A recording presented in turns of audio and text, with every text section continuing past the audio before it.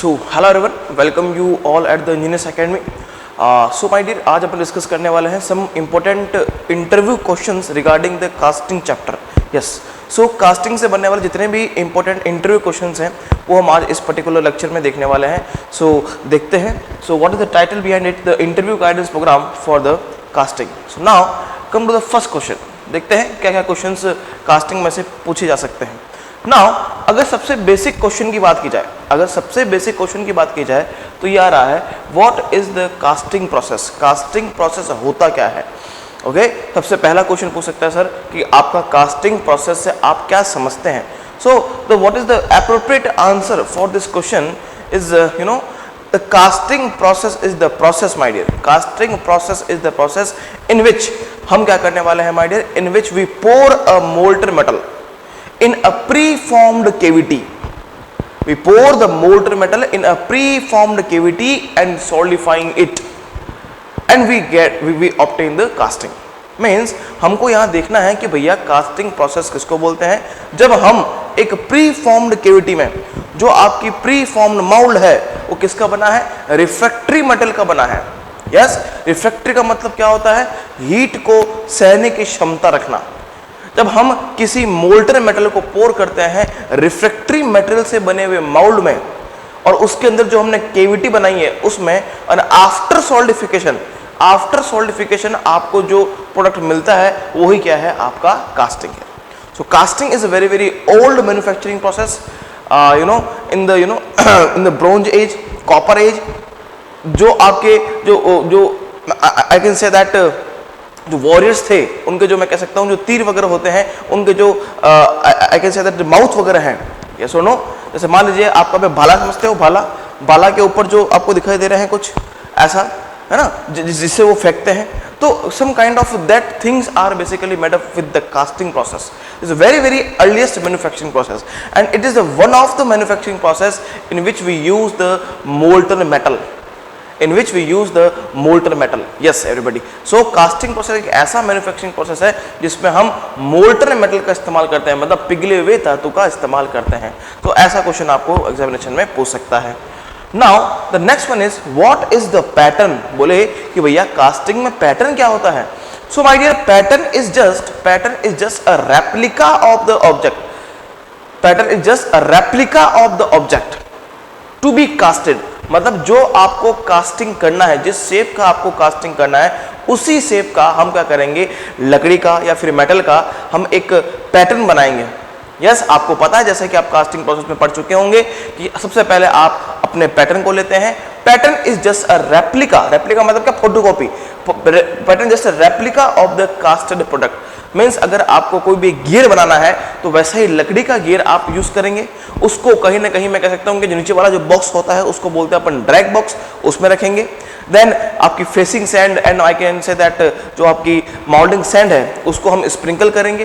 Then हम basically drag box को उल्टा करेंगे, उसके ऊपर कॉप बॉक्स रखेंगे और कहीं ना कहीं पूरा एक माउल्ड बना के मोल्टन मेटल को पोर करेंगे। सो पैटर्न क्या है sir? Pattern is just a replica of the object which to be casted.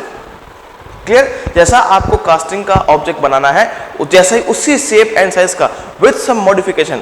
Yes, there are some need of modification. आगे बात करने वाले हैं उसका कि पैटर्न बनाते हैं तो उसमें कौन कौन से मॉडिफिकेशन करने की हमें रिक्वायरमेंट होती है, उसके भी हम आगे बात करने वाले हैं। क्लियर?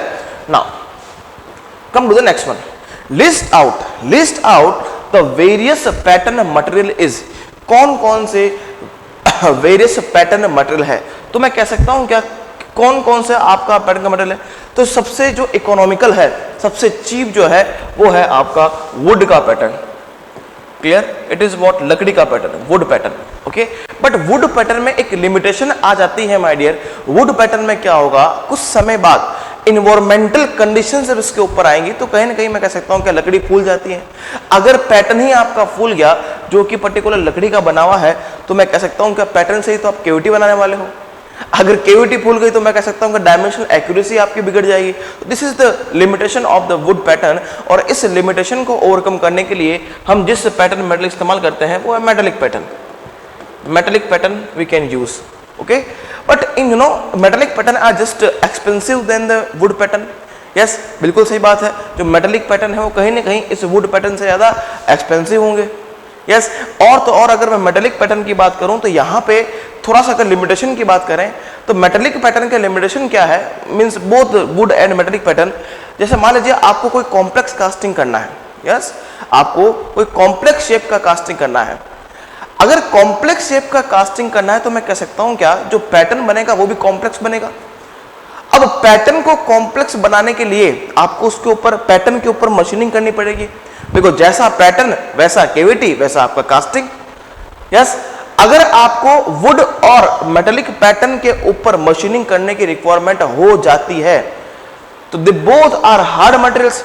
इसके ऊपर अगर आप मशीनिंग करेंगे तो it contains some machining cost, machining cost आपके लगने वाली है। क्लियर। अब अगर मशीनिंग कॉस्ट ही इतनी ज्यादा लग गई तो मैं कह सकता हूं कि कास्टिंग पूरा कास्टिंग प्रोसेस का कॉस्ट बहुत ज्यादा आने वाला है माय डियर। इसलिए हम ऐसा चाहते हैं कि कुछ ऐसा हमारे पास सॉफ्ट मटेरियल हो जिसके ऊपर हम मशीनिंग आराम से कर पाए। इसके लिए हम यूज करते हैं my dear you know wax का पैटर्न। Yes wax pattern we can use. Yes, wax is very soft. If wax is very soft, then we can easily draw any kind of pattern, any kind of shape on the wax because it is very soft. Clear? Also, the limitation of metallic pattern is what some kind of sand is also stick with the metallic pattern. कुछ sand जो है वो कुछ reaction करके metal पे चिपक जाती है और जब आप उस पैटर्न को बाहर निकालता हो तो कहीं ना कहीं आपकी जो मोल्ड की जो सैंड है वो उस पैटर्न पे चिपक जाएगी, जिससे आपका केविटी का जो डायमेंशन एक्यूरेसी है वो बिगड़ने के चांसेस होते हैं। जब आप वैक्स का पैटर्न काम में लेता हो तो उसको बोलते हैं अपन investment casting. Yes we can also use the mercury, we can also use the mercury. If we use the pattern metal like mercury, then it is called what? Mercast casting process. Clear? Now again if I tell about, we can also use the polystyrene foam, plastic use कर सकते हैं and polystyrene foam के material use कर सकते हैं।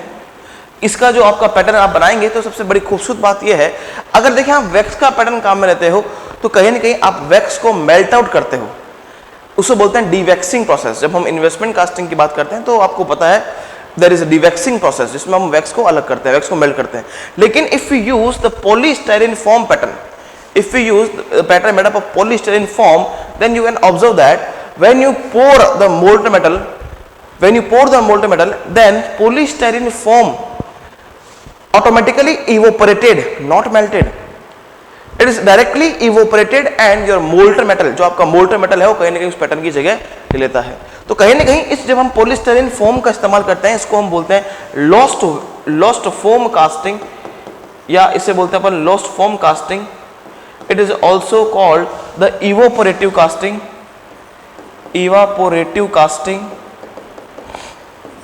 या इसे बोलते हैं अपन full moulding,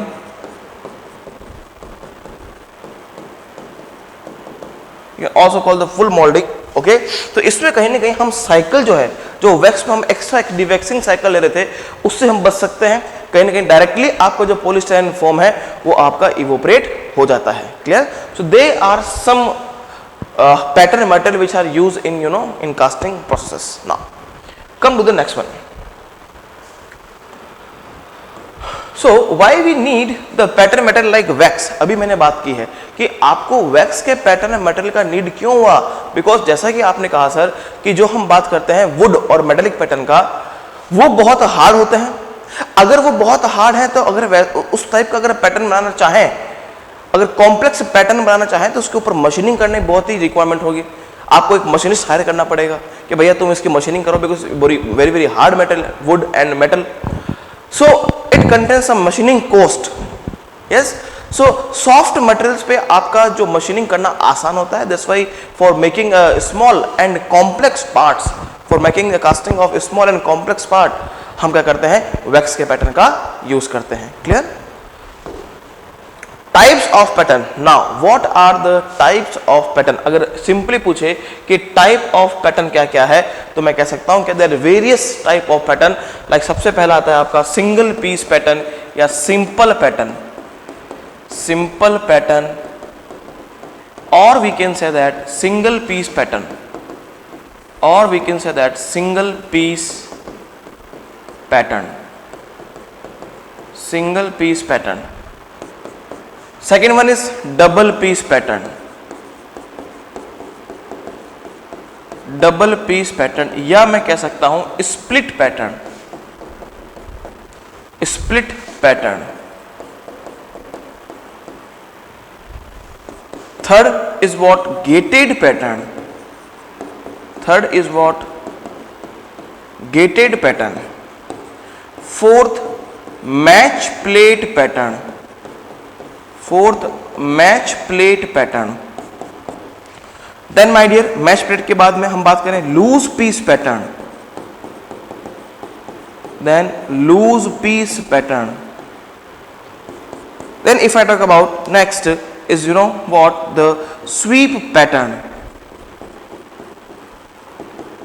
sweep pattern, then skeleton pattern and follow board pattern, and follow board pattern. They are types of pattern which are used in casting. कौन कौन से? सिंपल पैटर्न या single piece pattern, double piece pattern, your gated pattern, match plate pattern, loose piece pattern, sweep pattern, skeleton pattern and follow board pattern. We can use this kind of pattern in the casting process. अब इनका use क्या क्या है हम upcoming questions में देखने वाले हैं. क्लियर?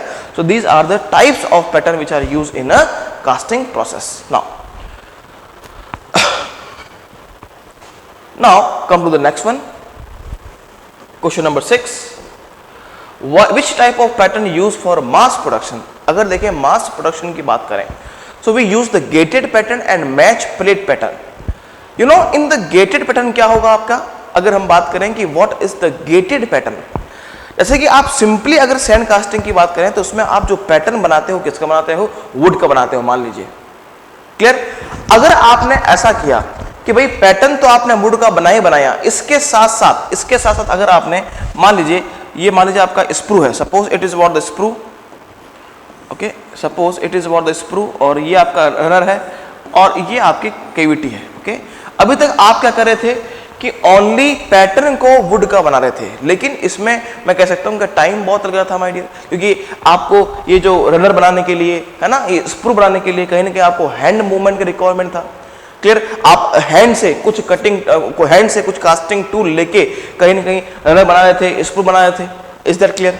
सो नाउ हम अगर ऐसा करें कि यहाँ पे अगर ये जो पैटर्न है, जो बेसिकली जो कैविटी जो बनाते हैं, जो पैटर्न यूज करते हैं अपन, उसके अलावा जो गेटिंग एलिमेंट है just like your runner and screw, उसको भी अगर हम वुड का बना दें, means if the gating elements are also made up of the wood, then it is called as gated element, gated pattern. Just like that, suppose there is some kind of wood pattern are there.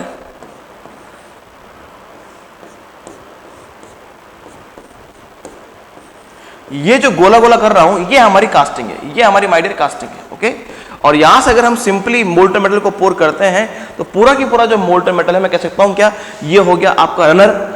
Okay, this is what the runner and ये आपकी casting में जाएगा. ऐसा करते clear? तो हम एक साथ काफी सारे वर्क पीसेस को एक साथ बना पाएंगे जब हम पैटर्न मटेरियल जो हम काम में ले रहे हैं वो कैविटी के साथ साथ जो गेटिंग एलिमेंट है just like your sprue, just like your runner, उसको भी अगर हम वुड का बनाते हैं, मतलब gating element is also like as pattern, then it is called as gated pattern. इससे हम क्या कर सकते हैं? मास प्रोडक्शन कर सकते हैं. Gated pattern. अगेन दूसरा जो आता है वो आता है आपका match plate pattern. Match plate pattern से भी मैच प्लेट पैटर्न, इस मैच प्लेट पैटर्न से भी आप मैं कह सकता हूं क्या, मास प्रोडक्शन कर सकते हैं. इसमें सिंपली हम एक प्लेट इस्तेमाल करते हैं which have very very less weight and you know very thin plate we can use. और इस प्लेट के ऊपर कहीं ना कहीं आपके कुछ कोप हाफ के पार्ट होंगे, कुछ यहाँ पे ज्योमेट्रीज ऐसा होंगी. ये क्या है कि इस प्लेट से फिक्स होते हैं, ये इस प्लेट से फिक्स होंगे. ओके, प्लेट के ऊपर और नीचे कुछ आप जो भी आपको शेप चाहिए उस पर्टिकुलर माउल्डिंग बॉक्स में, जैसा आपको कैविटी चाहिए वैसा कि वैसा कैविटी जो है, वैसा कि वैसा जो ये एलिमेंट है वो कहीं ना कहीं इस प्लेट के ऊपर फिक्स होते हैं. यस तो हमको डायरेक्टली उस प्लेट को लगाना है, क्लियर। और फिर मोल्डिंग कोप बॉक्स का बेसिकली डायरेक्ट बॉक्स का हम प्रिपेयर कर सकते हैं, एज वेल एज इस प्लेट को उल्टा करके हम डायरेक्ट बॉक्स का भी बेसिकली यूज कर सकते हैं, डायरेक्ट बॉक्स को भी बना सकते हैं। So now when we use this kind of pattern, okay, जब हम मैच प्लेट का यूज करेंगे तो उसको बोलेंगे match plate pattern. And match plate pattern are use in what, machine moulding. Match plate pattern are use in what, machine moulding.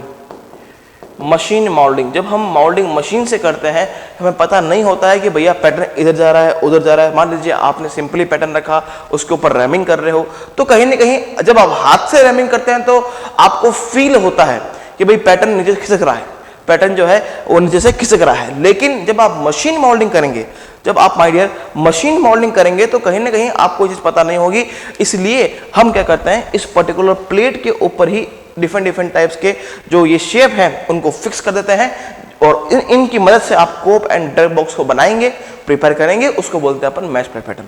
So now which of the various type of pattern use for mass production, match plate pattern and gated pattern, both are use for what, mass production, and we can increase the production rate with the help of this kind of patterns. Now come to the next one, need of loose piece pattern. Loose piece pattern का need क्या है? देखिए my dear, loose piece need क्या है? Suppose कीजिए कुछ मेरे पास ऐसा कास्टिंग आपको सपोज बनाना है, ओके, ये आपको ऐसा कुछ कास्टिंग बनाना है। अगर ऐसा आपको कास्टिंग बनाना हुआ तो मैं कह सकता हूं क्या ऐसा आपको पैटर्न चाहिए होगा? यस तो यू नो जब आप ऐसा पैटर्न बनाएंगे और जब इस पैटर्न को वापस बाहर निकालेंगे तो ये जो वर्टिकल सेक्शंस आपको दिखाई दे रहे हैं जो एक्सट्रूड हुए हैं यहां से, है ना, तो यहां से उभरे हुए पार्ट है, ये जब निकलेंगे तो कहीं ना कहीं उस कैविटी को खराब कर देंगे। यस तो ऐसे सेक्शंस, ऐसे जो आपके वर्टिकल सेक्शंस हैं उनको अगर बनाना है आपको तो हम क्या करने वाले हैं, देखो अगर इसमें आप ऑब्जर्व करें तो अगर सिंपली अगर आपका पैटर्न ऐसा होता, अगर सिंपली आपका पैटर्न ऐसा होता तो इस टाइप सिंपल पैटर्न को निकालने में कोई दर्द नहीं होता। यस इट इज क्लियर, इस टाइप के पैटर्न को निकालने में कोई आपको दर्द नहीं होता बिकॉज सिंपल पैटर्न है। लेकिन यू नो ये जो एक्स्ट्रा पार्ट आपको दिखाई दे रहा है इसकी वजह से कहीं ना कहीं ये जब पैटर्न निकालोगे तो कैविटी को चांस है कैविटी खराब हो जाए। तो इसके लिए हम क्या करते हैं, दो बेसिकली पैटर्न का यूज करते हैं। पहले सिंगल पैटर्न जो आप ऐसा देख पा रहे हो सिंपल, ना ये जो आप देख पा रहे हो जो एक्स्ट्रा जो पार्ट आपको दिखाई दे रहा है ये हम लकड़ी का अलग से ही बना लेंगे। ये एक छोटा सा टुकड़ा जो है हम अलग से ही बना लेंगे। मींस ये है आपका मेन पैटर्न और जो लकड़ी का हम छोटा सा ये लूज पीस बनाने वाले हैं अलग से ही बनाएंगे। इसको हम यहां पे चिपका देंगे with the help of some sand, sand से चिपकाएंगे इसको, ओके। और कुछ मान लीजिए धागे वागे से बांध दिया, इसको ऐसे कुछ बांध दिया, क्लियर। जब हमें पैटर्न निकालने का नीड होगा तो सबसे पहले अपन इस मेन पैटर्न को निकालेंगे बिकॉज इसको निकालने में कोई दर्द नहीं होगा। जैसे ही ये मेन पैटर्न निकल गया, अब हम जैसा आपने देखा होगा कुछ ऐसा, जब आप ऐसे तंदूर में से रोटी निकालते हो तो कुछ ऐसा आपने देखा होगा ना टूल, ऐसे टूल का यूज करते हुए जो लूज पीस बच गया है उसको भी हम यहां से निकाल लेंगे, क्लियर। सो इसको हम बोलते हैं लूज पीस, इसको हम क्या बोलते हैं, loose piece, because it is no just like a loose piece. यहां पे हमने दो पैटर्न का यूज किया है, जो सिंपल पैटर्न वो तो ये रहा माय डियर, ओके। और ये जो आपको एक्स्ट्रा जो पार्ट दिखाई दे रहा है जिसको निकालने में तकलीफ हो रही थी उसको हम एज ए लूज पीस बना देते हैं और उसको सिंपली सैंड का यूज करते हुए उसके ऊपर चिपकाएंगे तो कहीं ना कहीं क्या होगा, ये आपस में चिपक जाएगा और उस पैटर्न को निकालने की बारी आएगी तो सबसे पहले अपन मेन पैटर्न को निकालेंगे, उसके बाद इस टाइप के टूल को यूज करते हुए लूज पीस को भी निकालेंगे। So it is what my dear loose piece pattern, clear. Now question number 8, what are the pattern making allowances. कौन कौन से पैटर्न मेकिंग अलाउंसेस हैं? तो there are some kind of allowances which we can use for making the pattern. The first इसमें आता है वो है shrinkage allowances.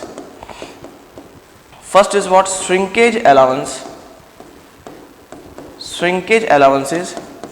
Second one is draft allowance, shrinkage allowances, draft allowances, shake allowances, shrinkage allowances, draft allowances, shake allowances, machining allowances,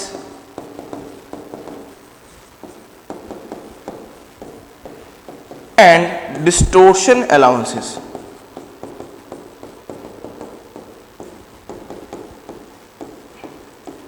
There are some allowances given to the pattern, okay, because what are the shrinkage allowances, my dear? Shrinkage allowances की अगर हम बात करें तो इसका मतलब क्या है? इन द सॉलिड श्रिंकेज हम कह सकते हैं क्या, जब आपका मोल्टन मेटल टीएफ से टी नॉट पहुंचता है तो कहीं ना कहीं आपके जो कास्टिंग है वो श्रिंक कर जाएगी। उस श्रिंकेज को कंपनसेट करने के लिए हमें पैटर्न की साइज को थोड़ा सा बड़ा बनाना पड़ता है, इसको ही बोलते हैं अपन श्रिंकेज अलाउंसेस।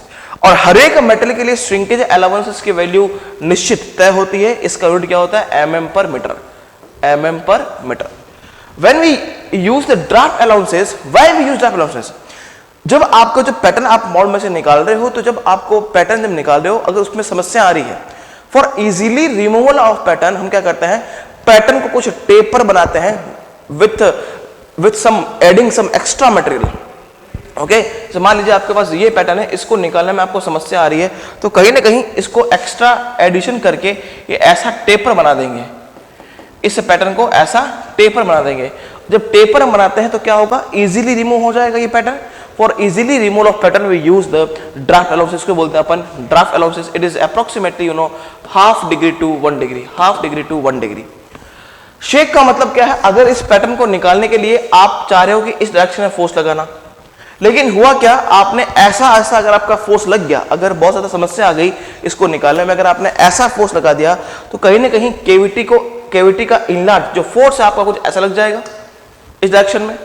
यस, तो केविटी आपका इनलार्ज होने का चांसेस है। इसके लिए हम पैटर्न की साइज को छोटा करते हैं ताकि क्या हो, केविटी आपकी छोटी बने, और फिर अगर मान लीजिए आपका शेक अगर आपने किया है तो वो रिक्वायर्ड डायमेंशन में आ जाए। So shrinkage allowances is positive allowances. Positive मतलब क्या? यहां पे हम पैटर्न को बड़ा करते हैं। Draft is also positive allowances. Shake is negative. Shake is negative because हम पैटर्न की साइज को छोटा कर रहे हैं। Machining is not, in this sand casting process, surface finish is not up to the mark. Surface finish is not up to the mark.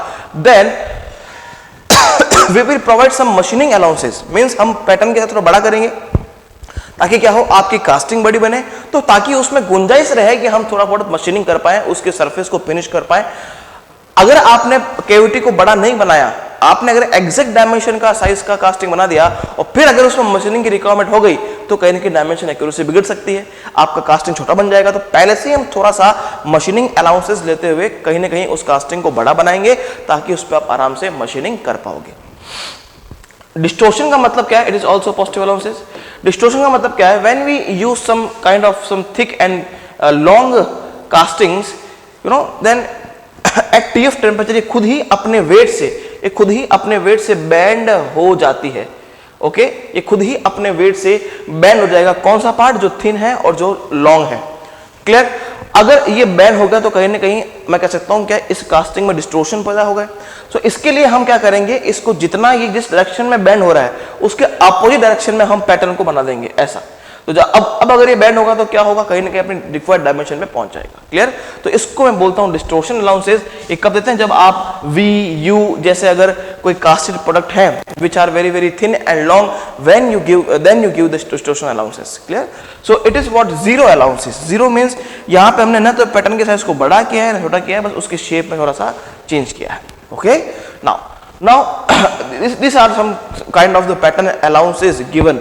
Okay, shrinkage allowances, draft, shake, machining, and so the next question is, what are cope and drag?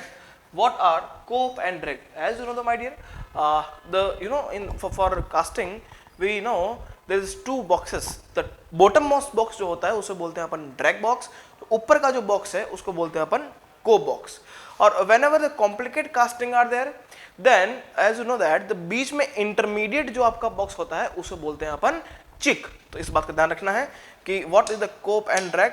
So bottom most जो bottom वाला आपका जो होगा, bottom जो box होगा, bottom box is basically what, it is drag box, and जो upper most होगा, upper most box is cope box, and intermediate जो बॉक्स होगा उसको हम बोलते हैं चिक। called as chick. Okay, now come to the next one. Is there need of follow board when preparing the cope box? Explain it. देखो क्या है ये, अगर हम बात करें कि फॉलो बोर्ड पैटर्न का, अगर हम फॉलो बोर्ड पैटर्न की बात करते हैं तो ये पूछ रहा है कि क्या कोप बॉक्स को प्रिपेयर करते वक्त क्या फॉलो बोर्ड की रिक्वायरमेंट होगी। देखें, जब भी आपका पैटर्न फ्रेगाइल होता है, फ्रेगाइल मतलब बहुत कमजोर होगा, उसके अगर स्ट्रक्चरल स्ट्रेंथ बहुत वीक हुआ, then we use the follow board. जैसे मान लीजिए अगर आप ड्रैग बॉक्स का बेसिकली आप प्रिपेयर कर रहे हैं और suppose you have this kind of pattern, ये क्या है आपका पैटर्न है, it is pattern is basically what fragile pattern, structural strength is very weak. now इसी बोर्ड के इसी पैटर्न, ये क्या है आपका पैटर्न है, it is what the pattern, ये आपका पैटर्न है। ओके, इसी पर्टिकुलर पैटर्न की शेप को फॉलो करता हुआ हम एक लकड़ी का बोर्ड इस्तेमाल करते हैं, it is what wooden board, जिसको हम बोलते हैं फॉलो बोर्ड, जिसको हम बोलते हैं फॉलो बोर्ड। ये फॉलो बोर्ड हमने इस्तेमाल क्यों किया, ये फॉलो बोर्ड हमने इस्तेमाल इसलिए किया कि अगर मान लीजिए मैं ड्रैग बॉक्स का प्रिपरेशन कर रहा हूं, यहां पे अगर मेरी सैंड है, यहां पे अगर मेरी सैंड है, मोल्डिंग सैंड है, और इस मोल्डिंग सैंड पे अगर मैं रैमिंग का फोर्स लगाता हूं, है ना, अगर मैं रैमिंग फोर्स लगाता हूं तो कहीं ना कहीं ये पैटर्न टूट ना जाए, बिकॉज ये पैटर्न कैसा है, फ्रेगाइल पैटर्न है, जिसका स्ट्रक्चरल स्ट्रेंथ क्या है, बहुत वीक है। यस, तो नाउ तो ड्रैग बॉक्स के प्रिपरेशन के लिए ये बॉक्स कौन सा है भाई, it is for the drag box. So drag box के प्रिपरेशन के लिए आपको फॉलो बोर्ड की रिक्वायरमेंट होगी। जैसे ही तुम्हारा ड्रैग बॉक्स बनता है, हम क्या करते हैं, इसको उल्टा करते हैं। जैसे ही इस ड्रैग बॉक्स को उल्टा करेंगे और फॉलो बोर्ड को हटाएंगे, फिर कोप बॉक्स उसके ऊपर रखेंगे, तो कोप बॉक्स के प्रिपरेशन के वक्त आपको फॉलो बोर्ड की रिक्वायरमेंट नहीं होगी। क्यों नहीं होगी, बिकॉज जैसे ही हम इसको उल्टा करेंगे तो ये जो, जैसे इसको उल्टा कर दिया तो पैटर्न ऐसा हो जाएगा, तो पैटर्न के नीचे आपका आ जाएगा सैंड। तो मैं कह सकता हूं क्या, जब हम कोप बॉक्स का प्रिपरेशन करेंगे there is no need of follow board, because ये जो सैंड है जो कि ड्रैग बॉक्स में है, वो कहीं ना कहीं इसको सपोर्ट करेगी, वो इस पर्टिकुलर इसको टूटने देगी, वो खुद इसको सपोर्ट करेगी, किसको, फ्रेगाइल पैटर्न को। So question is what, is there need of follow board pattern, no, ये फॉलो नीड नहीं है जब हम कोप बॉक्स का प्रिपरेशन कर रहे हैं। हाँ, अगर ड्रैग बॉक्स का प्रिपरेशन कर रहे हैं तो हमें फॉलो बोर्ड की नीड होती है। Clear? Now come to the next one, what are the gating elements. देखो, गेटिंग एलिमेंट से मतलब क्या है, गेटिंग एलिमेंट से मतलब ये है, अगर मैं कास्टिंग की बात करता हूं तो ये मान लीजिए आपका स्प्रू है, दिस इज व्हाट द हनर, और ये आपका केविटी है। इस केविटी तक पहुंचने के लिए अगर मैं मोल्टन मेटल की बात करूं, ये आपका मोल्टन मेटल है, मोल्टन मेटल जब गेट तक पहुंचेगा और केविटी में फिल होगा, तो इस मोल्टन मेटल का गेट तक पहुंचने के लिए जिन जिन रास्तों का सामना करना पड़ेगा, वो सब क्या कहते हैं अपन, गेटिंग एलिमेंट कहलाते हैं। तो गेटिंग एलिमेंट्स का मतलब क्या, what are the gating elements, like your sprue and runner, pouring basin, they all are what the gating elements. Clear? बोले गेटिंग एलिमेंट क्या है भाई, आपका स्प्रू हो गया, रनर हो गया, it is basically what the getting element, जो बेसिकली आपके जो मोल्टन मेटल है उनको जहां जिन जिन रास्तों से आना पड़ेगा वो सब क्या है, आपका गेटिंग एलिमेंट है। Clear? Now why sprue has tapered shape, yes, it's very nice question, why sprue has tapered shape। जैसे आपने देखा होगा, टेपर हम ऑलवेज ऐसा बनाते हैं, स्प्रू हम ऑलवेज ऐसा बनाते हैं। कभी आपने देखा है क्या कि स्प्रू हमने कभी ऐसा बनाया है? क्लियर? कभी आपने देखा है क्या कभी हमने स्ट्रेट स्प्रू बनाया? नहीं।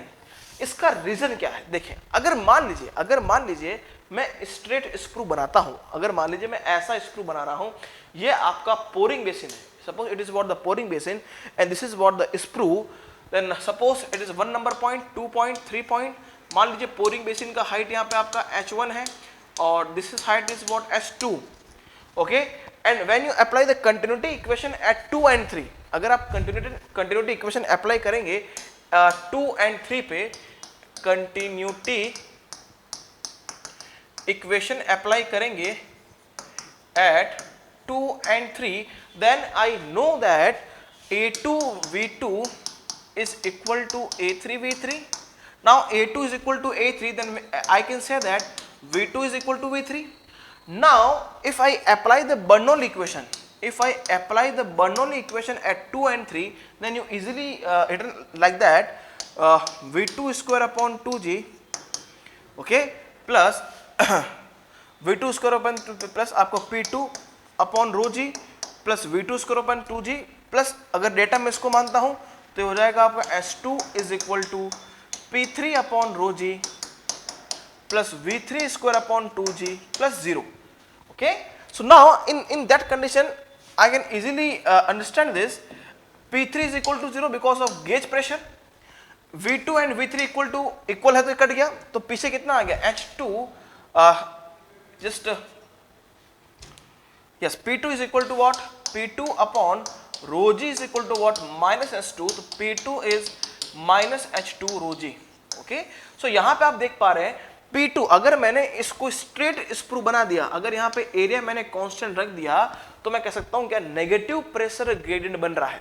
2 नंबर वाले पॉइंट पे नेगेटिव प्रेशर बन रहा है. नेगेटिव प्रेशर बना, ऐसा हुआ क्या, यहाँ पे आपकी सैंड है माय डियर, यहाँ पे आपका सैंड माउल्ड है, दिस इज सैंड माउल्ड. जैसे ही यहाँ पे नेगेटिव प्रेशर बना, तो यहाँ पे जो मोल्टर मेटल है, यहाँ पे जो मोल्टर मेटल है, इस मोल्टर मेटल की हीट, अगर ये मोल्टर मेटल का हीट यहाँ पे जाएगा इस पर्टिकुलर मोल्डिंग सैंड में, तो इसमें प्रेजेंट जो आपका मॉइस्चर है वो कहीं ना कहीं यहाँ आएगा. जो आपकी गैसेस है, जो आपकी बर्न्ड गैसेस है, वो 2 नंबर वाले पॉइंट पे आके इंट्रैप होंगी, बिकॉज यहाँ पे नेगेटिव प्रेशर ग्रेडियंट क्रिएट हो रहा है. यस, तो इसकी वजह से गैसेस डिफेक्ट होने के चांसेस बढ़ जाते हैं. इसको बोलते हैं अपन एयर एस्पिरेशन इफेक्ट. इसको ही हम क्या बोलते हैं, एयर, इसको ही हम बोलते हैं एयर एस्पिरेशन इफेक्ट. सो एयर एस्पिरेशन इफेक्ट ना हो, गैसेस डिफेक्ट ना हो, इसके लिए सर हम A2 इक्वल टू A3 तो नहीं रखेंगे, बिकॉज ये कांड क्यों हुए थे, ये कांड इसीलिए हुए थे कि हमने A2 और A3 को सेम रखा था. क्लियर. तो अगर A2 और A3 को सेम नहीं रखेंगे तो हमें इसे क्या करना पड़ेगा, टेपर करना पड़ेगा. That's why air aspiration effect को अवॉइड करने के लिए हम इसे टेपर बनाते हैं. So for avoiding the air aspiration effect, what is the ratio of 2 and 3, ध्यान रखिएगा इस बात को. A3 upon A2 is equal to under root H1 upon HT. HT क्या है, total height, H1 plus H2. So what is the answer, why sprue has tapered shape, because of what, for avoiding the aspiration effect, for avoiding the aspiration effect. Clear. Now come to the next question. 13, grey cast iron expand during the phase change shrinkage, yes और no. ध्यान से देखिएगा, अगर हम grey cast iron की बात करें तो फेस चेंज श्रिंकेज के दौरान it is second stage shrinkage, first is what, liquid shrinkage. If I draw the temperature and time graph, if I draw the temperature and time graph, then easily see that it is TP temperature, pouring, it is melting, it is freezing and it is atmospheric. Second stage जो shrinkage हो रहा है इसको हम बोलते हैं face change shrinkage. और grey cast iron जो है इस फेस चेंज श्रिंकेज के दौरान एक्सपांड करता है. यस, श्रिंक नहीं करता है, क्या करता है माय डियर, एक्सपांड करता है. कौन, आपका grey cast iron. Grey cast iron expand करेगा because of free carbon molecules. That's why riser का नीड नहीं होगा when we do the cast iron. Grey cast iron का कास्टिंग कर रहे हैं तो राइजर का नीड नहीं होगा, बिकॉज जितना फर्स्ट स्टेज में श्रिंकेज होगा उतना ही सेकंड स्टेज में वापस एक्सपांड कर जाएगा. तो riser is not needed in the grey cast iron, इस बात का ध्यान रखिएगा. That's why grey cast iron का जो कास्टेबिलिटी है वो क्या होता है, हमेशा ज्यादा होता है. तो yes, grey cast iron expand during the phase change shrinkage. Yes, grey cast iron क्या करता है, एक्सपांड करता है, श्रिंक नहीं करता है. Clear. Come to the next. What is the function of riser, is very very simple. Function का, riser का फंक्शन क्या है माय डियर, जो लिक्विड एंड सॉलिडिफिकेशन श्रिंकेज है, अभी हमने देखा जो आपका जो दो श्रिंकेज आपको दिखाई दे रहे हैं, it is just 2 type shrinkage. It is a TP, pouring, temperature, melting, freezing and atmospheric. जो आपको यहाँ पे श्रिंक हो रहा है, यहाँ पे श्रिंक होगा, इसको बोलते हैं अपन लिक्विड श्रिंकेज, जो टीपी से टीएम तक होता है. टीएम से टीएफ कौन सा होगा, फेस चेंज श्रिंकेज. यस और नो. तो ये दोनों जो श्रिंकेज हो रहा है उसको कंपनसेट कौन करता है, riser. Yes, that's why we call कि राइजर का सॉलिडिफिकेशन टाइम हो क्या होना चाहिए, ज्यादा होना चाहिए कास्टिंग से, ताकि क्या हो, वो कहीं ना कहीं उस श्रिंकेज को कंपनसेट कर दे. राइजर में प्रेजेंट जो आपका लिक्विड मेटल है श्रिंकेज के दौरान कहीं ना कहीं उसे कंपनसेट करे. क्लियर. तो राइजर का फंक्शन क्या है, what is the main function of riser, to compensate the liquid shrinkage, to compensate the liquid shrinkage as well as compensate the phase change shrinkage, as well as compensate the phase change shrinkage, compensate the phase change shrinkage. It is the main function of riser. Clear? Now come to the next question. What is core and core print? देखो core क्या होता है, जैसा कि आप सब लोग जानते हैं, ये मान लीजिए आपका बेसिकली स्प्रू है, ये आपका रनर है, ये अगर मान लीजिए आपका केविटी है। अगर आपको होलो कास्टिंग बनानी है, अगर आपको होलो कास्टिंग बनानी है तो we use the core is made up of what the sand which is use in moulding sand. जिस सैंड का आपने मोल्ड बॉक्स बनाया है, उसी सैंड का विद सम इनपुट प्रॉपर्टी हम एक मिट्टी का ऐसा कोर बनाते हैं, इसे बोलते हैं core. It is use for what? It is use for it is use for hollow casting. Because जैसे हम यहाँ पे मोल्टन मेटल पोर करेंगे, पोर किया, यहाँ पे आया, यहाँ पे आया, तो ये जो आपका कोर जहाँ दिखाई दे रहा है, वहां तो मोल्टन मेटल नहीं आएगा ना। तो आफ्टर सॉलिडिफिकेशन हम विद द वाटर जेट हम इस पर्टिकुलर कोर को वापस बाहर निकाल लेंगे। क्लियर? तो होलो कास्टिंग करने के लिए हम कोर को इस्तेमाल करते हैं, और कोर को जहां हम रखते हैं उस पर्टिकुलर मोल्ड में, ओके, जो पैटर्न के अंदर जो आपको एक्स्ट्रा, जैसे मान लीजिए आपको होलो कास्टिंग बनानी है तो कुछ ऐसा आप पैटर्न बनाएंगे। सपोज ऐसा आपको होलो कास्टिंग बनानी है तो आपके सामने ये ऐसा पैटर्न होगा, सपोज ये ऐसा पैटर्न होगा, इट इज मेटालिक पैटर्न। और इस पैटर्न को अगर आप मोल्डिंग बॉक्स में से निकालते हैं तो केविटी कैसी बनेगी? ऐसी केविटी बनेगी। यस और नो? अगर आप मोल्डिंग बॉक्स में इसको निकालेंगे तो ऐसी केविटी बनेगी माय डियर। और ऐसी जो केविटी बन रही है, इसके अंदर क्या रखेंगे? आप कोर को रखेंगे, इसके अंदर आप कोर को रखेंगे। क्लियर? तो ये जो पैटर्न आपको दिखाई दे रहे हैं, पैटर्न में कुछ ये एक्सट्रूडेड पार्ट है, इसको हम क्या बोलते हैं? कोर प्रिंट बोलते हैं। इसको हम क्या बोलते हैं माय डियर? कोर प्रिंट बोलते हैं। तो core print facilitate and setting, help to facilitate and setting the core. ये क्या है? आपका कोर है। ये क्या है? आपका कोर है। क्लियर? एंड कोर प्रिंट क्या हो गया? सेटिंग करने के लिए समहाउ इस पर्टिकुलर कोर का सपोर्ट करने के लिए भी हम इस पर्टिकुलर कोर प्रिंट का इस्तेमाल करते हैं। Clear? Up to some extent. अगर बहुत ज्यादा बायनेंसी फोर्स हो गया then we use the chaplets. Clear? तो इस बात ध्यान रखिएगा। तो कोर प्रिंट एंड कोर का आपको मतलब समझ में आ गया होगा। Core print is just extruded portion of the pattern so that वो जो केविटी बनी है, ये जो आपको एक्सट्रूडेड पोर्शन है, इस पे आप क्या रखेंगे? कोर को रखेंगे। तो कोर को फैसिलिटेट करने के लिए, कोर को सेटिंग करने के लिए हम क्या करते हैं? कोर प्रिंट का यूज करते हैं। और वो कहां दिखाई देते हैं? आपको पैटर्न में दिखाई देते हैं। Clear? Now piston rings are made up of which casting process? Piston rings are made up of what? Shell molding। ध्यान रखिएगा, shell molding से आप piston ring बनाएंगे। Piston ring are made up of what? Shell molding। और in shell molding the mold mixture are what? Zirconia sand, okay, and quartz and some thermosetting resins, okay, ताकि क्या हो? Thermosetting क्या होंगे? जैसे उनको हीट मिलेगा वो स्टिकिंग टेंडेंसी शो करेंगे। यस और नो? जब आप मोल्डिंग बॉक्स, जो आपका डम बॉक्स है, उसको आप उल्टा करते हो तो जैसे ही आपका जो मोल्डिंग मिक्सचर है वो उस पैटर्न के संपर्क में आता है, कांटेक्ट में आता है, तो थर्मोसेटिक रेजिंस की वजह से वो स्टिकिंग टेंडेंसी शो करता है और शेल बनाएगा पर्टिकुलर थिकनेस का। तो उन शेल का यूज करके आप कास्टिंग करते हैं। तो piston rings are basically made up of what? Shell moulding. Nice. Now turbine blades are made up of which casting process? This is made up of what? Investment casting process। Turbine blade are made up of what? Investment casting। इसे हम बोलते हैं my dear lost wax casting process। Okay, lost wax। और इसमें जो हम pattern का इस्तेमाल करते हैं वो करते हैं वैक्स के पैटर्न का। It is a precision casting process made up of pattern are made up of what? Wax। Surface finish is very high, dimension accuracy very high, and from the investment casting we also made like turbine blades, your medical implants भी हम इससे बना सकते हैं। जो denters हैं, जो आपके सर्जिकल आइटम्स हैं, वो भी हम कहीं ना कहीं इन इस पर्टिकुलर जो कास्टिंग है आपकी इन्वेस्टमेंट कास्टिंग से आप बना पाएंगे। What is casting yield my dear? Casting yield क्या होगा? कास्टिंग यील्ड की बात करें, casting yield is equal to volume of casting upon volume of molten metal pour। Volume of casting upon volume of molten metal poured। Volume of casting upon volume of molten metal poured, इस बात ध्यान रखिएगा। and have highest, किस casting का highest होता है?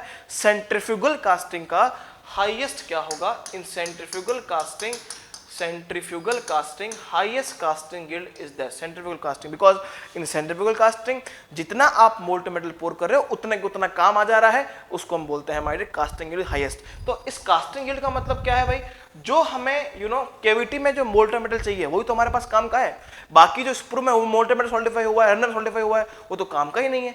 तो what is the efficiency of casting, कि वॉल्यूम ऑफ कास्टिंग अपॉन कितना आपने कहीं ना कहीं मोल्टन मेटल को पोर किया है, कितना आपने मोल्टन मेटल को पोर किया है।